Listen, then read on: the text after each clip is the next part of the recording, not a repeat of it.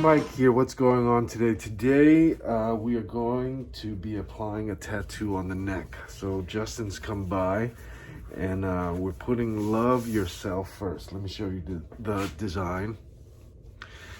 Students, by the way, anytime you do tattooing like this where it involves spelling like love or the person's name, you always want to double check on the spelling.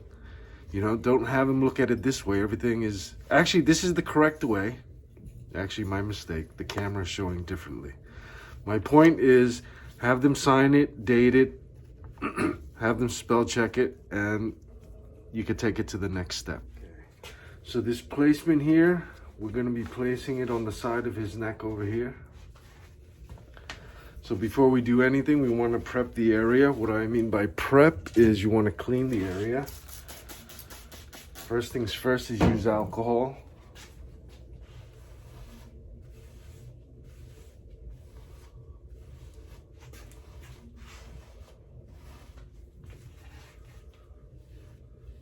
So when you clean the area, don't just clean the tattooed area, but the surrounding area as well.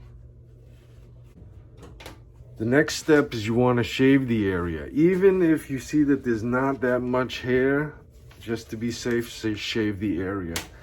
The hair is going to prevent you sometimes from tattooing correctly. And cleaning will be more difficult too if there is hair there. So what we're going to use is not alcohol, but we're using green tincture soap. You can pick that up at thailandmikeworld.com.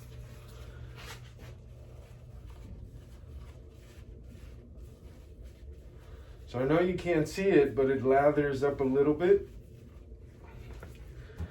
And the razor, single use. That means one per client. That means don't save this. That means throw this away properly.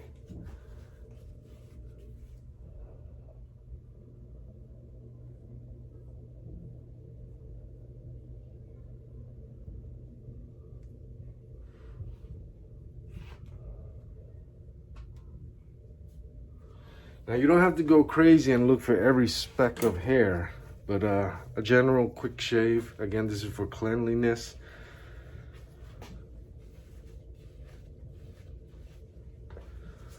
Okay, so once we have that done, we're gonna pat dry the area.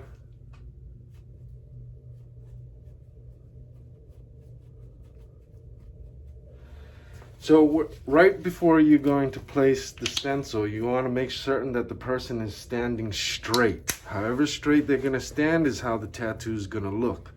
So if they're slouching, the stencil might look straight, but when they stand up straight is when you'll see how it became crooked. So make sure the person is standing straight and looking straight forward.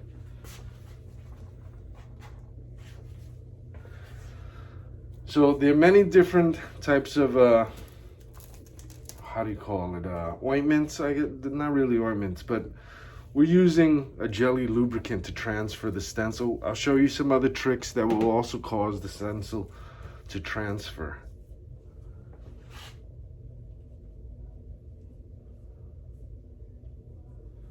So you kind of want to lather it on, but as you can see in the camera, it's really shiny and it's really goopy. That means it's too much.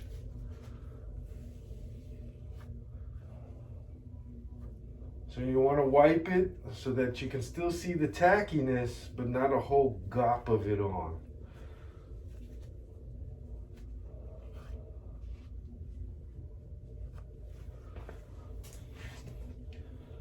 So when you're using the stencil is also single use, one per client, but the stencil can be used multiple times on the same client.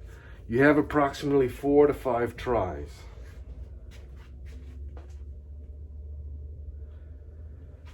When you're about to apply the stencil, you yourself, the tattooer, should hold the breath along with the person standing. Do me a favor, hold your breath.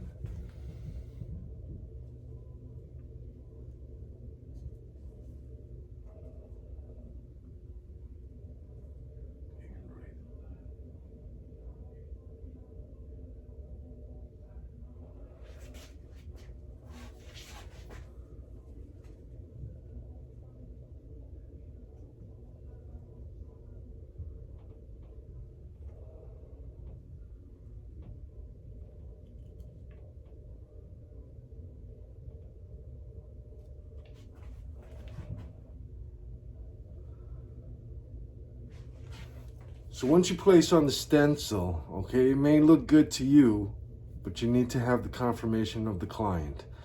So once stencil is on, you kind of want them to take a look at the stencil prep as soon as possible. The longer it stays there, the longer it's going to stay there. So have them look at it as soon as you can. Take a look in the mirror. I'll photograph it for you so you can see. And what helps is if you photograph them with your phone, because when they do look at their tattoo in the mirror, it will be backwards.